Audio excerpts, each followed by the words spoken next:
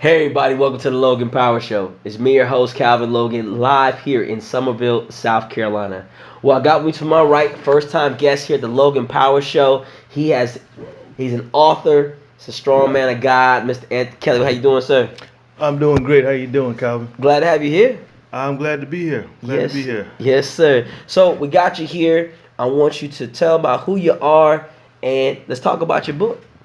My name is Anthony Kelly. I'm an author I grew up in Dorchester, South Carolina. Presently live in Ridgeville, a local boy here. I love to write. I brought with me today my latest book called Mech, and it's a novel basically about five African Americans going back in time to rescue a family out of slavery. The idea came to me one day, and it took a while for me to put together everything in my head. But once all the information was there, I started writing it one day, and I couldn't stop. Um, and like I said, it's a very interesting story. Excuse me. And the whole concept about going back in time, five African Americans traveling back in time. I think that's never really been done before, and especially to attack a scenario such as slavery. I think that was a very unique story, and I had to put it together and put it out there. Yeah. Amen. Amen. Now, slavery is something that we relish to really to talk about, and a lot of times what we do is we try to like brush it off, like, oh man, Yeah. that's something old. But instead to go back and say you want to resurrect a situation, that's very unique because we don't have those kind of stories. We get like Back in the Future, you want to change the time machine, the DeLorean, you want to go back and Right, right. change certain things when it comes to sports betting, but now you want to change history and where wrong's been done and let's bring it right. Uh, Absolutely. do you see yourself as being like a civil rights type of author, like a person that says that you stand for righteousness and you want to see some change done? Absolutely, I absolutely see myself. Well, in this particular story, this it deals with trying to bring about a right that has gone so wrong with slavery, and I thought it would be interesting to try to go back, and a lot of times I allow the story to write itself, and in doing that, I got to discover some things. A huge imagination I've had all my life. Um, I got to see really, a good idea of my 42 years of being on this planet, seeing different slavery movies, hearing stories about slavery. In a sense, I kind of went back in time myself to a period when blacks were really mistreated and done wrong for so long. All right, Yeah. absolutely. And then when we talks about writing, authors are something that not everyone can dream of themselves becoming. What gave you that passion? What made you consider I want to become an author? Imagination. I was a great liar growing up. I mean, I would lie so much I would have to stop myself from lying. I was if you hear about that if you hear that saying you lie you have to tell another lie to get out of a lie. Well, I never had to do that. I could just lie and lie and lie, but I had to stop. And that was an imagination I think I got from my grandmother and my mom. My grandmother is a natural poet. My mom, she writes songs and she writes stories all the time. So I think I got that imagination from my grandmother and my mom. Yeah. Okay, absolutely fantastic. It's good to see that things rub off, and yeah, it's true. Like I said, you can lie as much as you want, but the truth gonna come out some way, some fashion. I mean, Yes. Yes. I've tried to lie long enough, but hey, the truth gonna come out sometime. Oh yeah, it would. It would eventually. I don't want to speak, but yeah, it would come out eventually. So, but yeah, I still love writing, and I've been writing since 2002. I think is when I started my first book, and I'm just hoping one day to be able to do it for a career. Got it. Absolutely. Now, when it comes to you mentioned for like your career, what kind of readers do you want to see actually get your type of book? Because sometimes you can say, I want to get this type of audience. What kind of person you want to actually say, if this is the kind of person I was writing this for? To be honest with you, I don't want to limit myself to a certain audience. I know that's pretty much part of most successful authors. They write to cater toward a certain audience, but I really would like to write for if I had to say age group, I would say 18 on up. Got it. Some things in this book in particular, it's a little it's on the adult side. Some a few things that children wouldn't understand. So I would say 18 on up. It doesn't matter what color, what race, what religion. Um, I want to keep it as broad as possible. Absolutely. Yeah, if you want to, broaden your horizon, never limit yourself. So I totally get where you're coming from. Now, when you've been writing for some time, Yes, and it's been a passion that you see yourself doing for the rest of your life. absolutely. Is there one type of thing in your imagination you said, like, I haven't written that yet, but I want to write this? Oh man, I have so many. Yeah, so many. Um, if I had to say one, it would probably be something to do with virtual reality. I see that coming in the future. I see virtual reality becoming a big thing, but I try to. If I had to say if I had to say I cater towards one audience, it would be the African American audience or the underserved or underprivileged. So it would be a story about an African American person dealing with some type of virtual reality. Okay, Yeah. okay, absolutely. You want to make sure that you hit the audience and hit with something different, something new. Is there like an author that you say you try to cater behind, or someone that said that influenced you to say, okay, this is the person that I got my inspiration from, or was just your mom or your grandmother the one that inspired you to write? Well, this book actually is written from the perspective of five different characters, and Terry McMillan's book, Waiting to Exhale, was also written from multiple characters, and I actually got the chance to meet her a couple of months ago. She came to, she had a book signing downtown, and Miss Brittany Mathis was, she held the event. It's an annual event that they hold at the library downtown there. And I got to speak to Miss Terry McMillan, and she's one of the nicest celebrities I've ever met. And and I read that book, Waiting to Exhale, and I think that book probably had a lot to do with coming up with this idea of the multiple characters. And yeah, Terry McMillan, Charles Dickens. I love Charles Dickens. He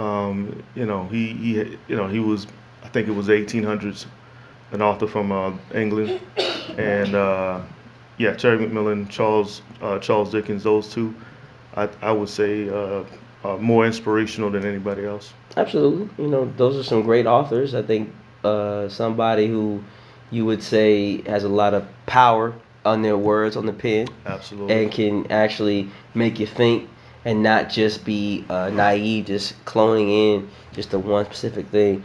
Now, since you mentioned that your mom was a poet, and you mentioned about poetry, Mhm. do you ever thought about writing like a poetry type of book?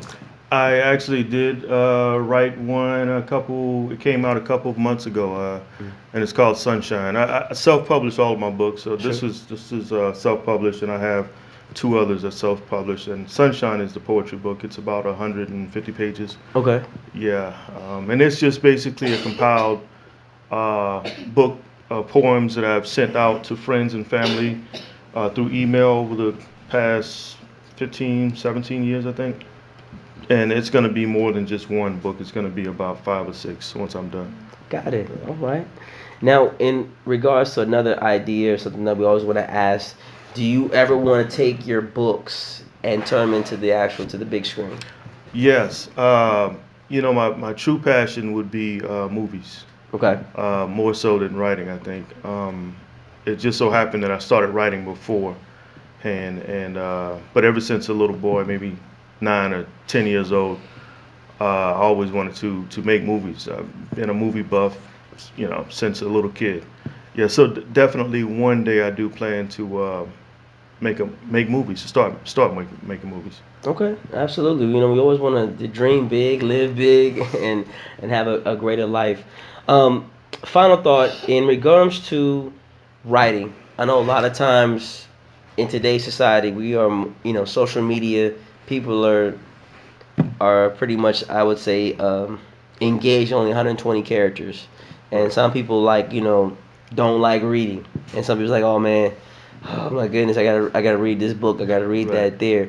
Um, how do you think we can be able to tackle or get the youth to get back to reading and expanding their imagination and not just saying, well, if it's not out on DVD or if it's not on this social media site or there, then I'm not gonna use my Right. imagination? Because I know a lot of times when it comes to books, kids pull things from it Yeah. and they say, okay, now this is what I dream about doing. How can we get the kids back to writing and bring that imagination out? That's an excellent question, and I wrestled with that question for years because I know the importance of reading. I know the importance of engaging, exercising your imagination, um, and not only the youth. Youth, I would say, is more important than the adults, but adults as well because reading. It's been studies done that prove that reading is actually a preventive measure you can take against Alzheimer's and Parkinson's disease and other diseases of the brain. So, um, I try to write like this book. When you hear the synopsis, it's about five African Americans going back in time to rescue a family out of slavery.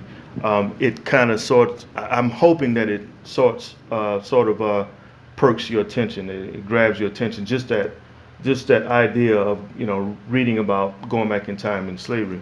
So I would say that interesting books that pertain to us, Mm. interesting books that's going to capture your attention and sort of suck you in to have some type of wonder about what the story might be like.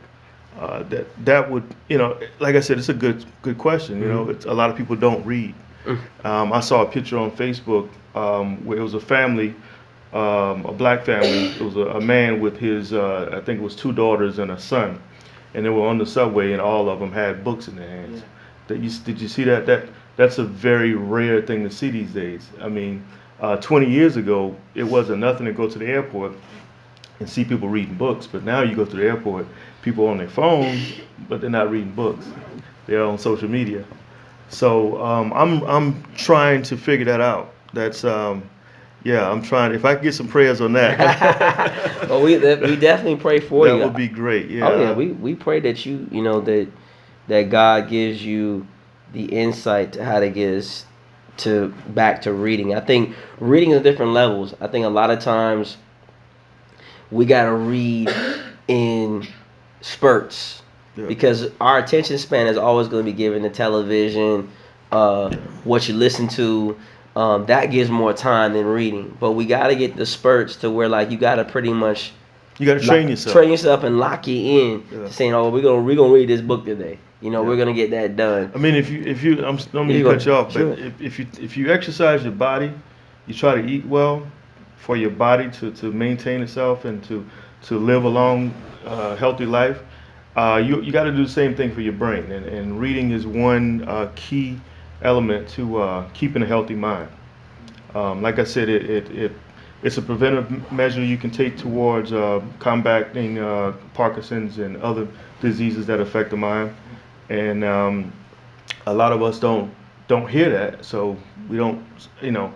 My first book that I wrote, it didn't sell a lot because a lot of people told me that they don't read, and you would not believe how many people told me I just don't read. I'm like, well, if you knew how reading could affect you in a positive way, you would be reading. You'd be reading something. You would find an interest in something to read about. So I encourage people to read, and especially the children, because the younger you start off reading, the better you'll be when you get to be my age.